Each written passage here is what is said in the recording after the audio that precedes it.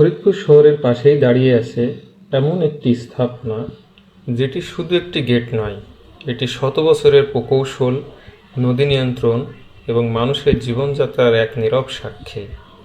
অনেকেই প্রতিদিন এই জায়গার পাশ দিয়ে যান, কিন্তু খুব কম মানুষই জানেন কেন এটি নির্মাণ করা হয়েছিল। আজ আমরা জানব ফরিদপুরের সুইচ গেটের অজানা ইতিহাস। হ্যালো এভরিওয়ান, এখন আমি বর্তমানে ফরিদপুর জেলার সুইচ গেটে অবস্থান করতেছি। আজকের ভিডিওতে আমরা জানব এটি কখন নির্মাণ করা হয়েছিল, কেন নির্মাণ করা হয়েছিল, বর্তমানে এর অবস্থা এবং এখানে ঘুরতে এলে কি কি দেখতে পারবেন। তো চলুন শুরু করা যাক।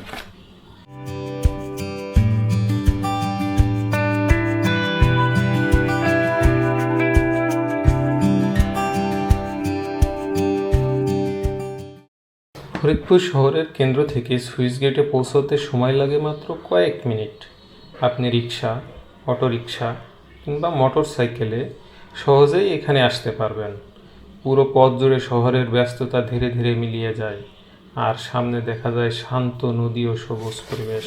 ব্রিটিশ আমলে নদীর পানি নিয়ন্ত্রণ, জলাবদ্ধতা কমানো এবং কৃষি জমি রক্ষার উদ্দেশ্যে দেশের বিভিন্ন এলাকায় পানি নিয়ন্ত্রণ অবকাঠামো নির্মাণ করা হয়।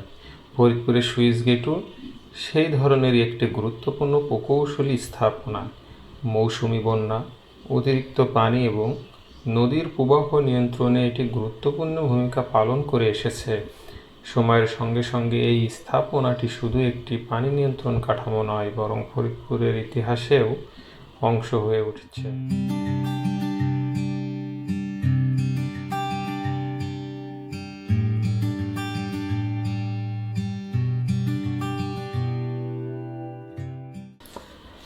আজও সুইচ গেট ব্যবহৃত হচ্ছে, যদিও সময়ের ছাপ স্পষ্ট দেখা যায়, তবুও এর মূল কাঠামো এখনও দৃঢ়ভাবে দাঁড়িয়ে আছে।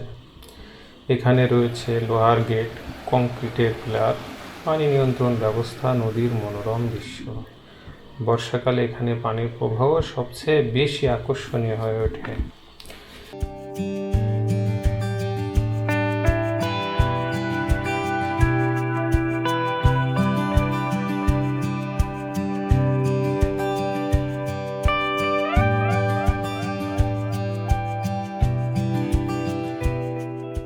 আসসালামাইকুম দাদা, কেমন আছেন?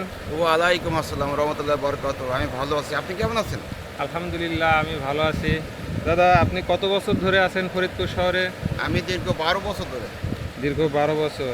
তো এই জায়গাটি আগে কেমন ছিল, এটা কি আপনি জানেন? আগে এখানে মূলত এইভাবে পরিষ্কার পরিচ্ছন্ন বা এরকম সুইচ গেট ছিল না। এখন নতুন করছে 2018 থেকে 20 সাল পর্যন্ত নতুন করে এটা নির্মাণ করেছে। আচ্ছা, এই জায়গাটি সব সময় এমন থাকে না নির্দিষ্ট কোনো সিজন আছে যে সিজনে সব থেকে মানুষ বেশি আসে? নির্দিষ্ট সিজন বলতে বর্ষা মৌসুমে এখানে লোকজন বেশি আসে। বর্ষা হলে পানি হয়, প্রবাহ হয়, দেখতে সুন্দর, অনেক দূর দূরান্ত থেকে লোকজন আসে।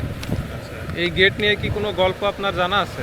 এই গেট নিয়ে তো গল্প অনেক কিছুই আছে, যেমন পদ্মার শাখা কুমার নদ, ওখান থেকে পদ্মার চলে আসছে কুমার নদে। এই পানিটা আসলে পদ্মার থেকে, ওই পদ্মা থেকে পদ্মা আসে, নদী থেকে। কিন্তু আসলে পানি একটা নিয়ন্ত্রণ ব্যবস্থা, এটা যেন এটা বেশি পানি ওইদিকে না গিয়ে ঘর বাড়ি না ঢুকতে পারে এমন একটা হ্যাঁ, অবস্থা। এইভাবে। আচ্ছা, ঠিক আছে দাদা, অসংখ্য ধন্যবাদ আপনাকে। Thank you. আপনাকে অনেক ধন্যবাদ। স্থানীয়দের মতে বর্ষার সময় এই গেট এলাকার পানি নিয়ন্ত্রণে গুরুত্বপূর্ণ ভূমিকা পালন করে। বহু মানুষ ছোটবেলা থেকে এই জায়গাকে ফরিদপুরে একটি পরিচিত নিদর্শন হিসেবে দেখে আসছে।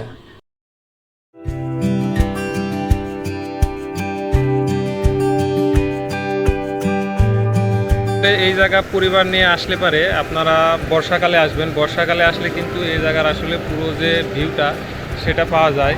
এবং এই জায়গা দেখছেন, এই যে পাশে কিন্তু নামার একটা জায়গা আছে। এই জায়গায় নামতে হলে আপনাকে সতর্কতা অবলম্বন করতে হবে। সতর্কভাবে না নামলে এই জায়গার পিছলি বা স্যাঁতসেঁতে থাকে, এই জায়গা দিয়ে কিন্তু পড়ে যাওয়ার সম্ভাবনা থাকে। আপনারা বর্ষাকালে বিকেলের সময় আসবেন। বিকেলের সময় আসলে আসলে এই জায়গা অনেক লোকজন আসে এবং এর পুরো যে সৌন্দর্যটা সেটা কিন্তু বিকেলের দিকেই আসলে বেশি পাওয়া যায়।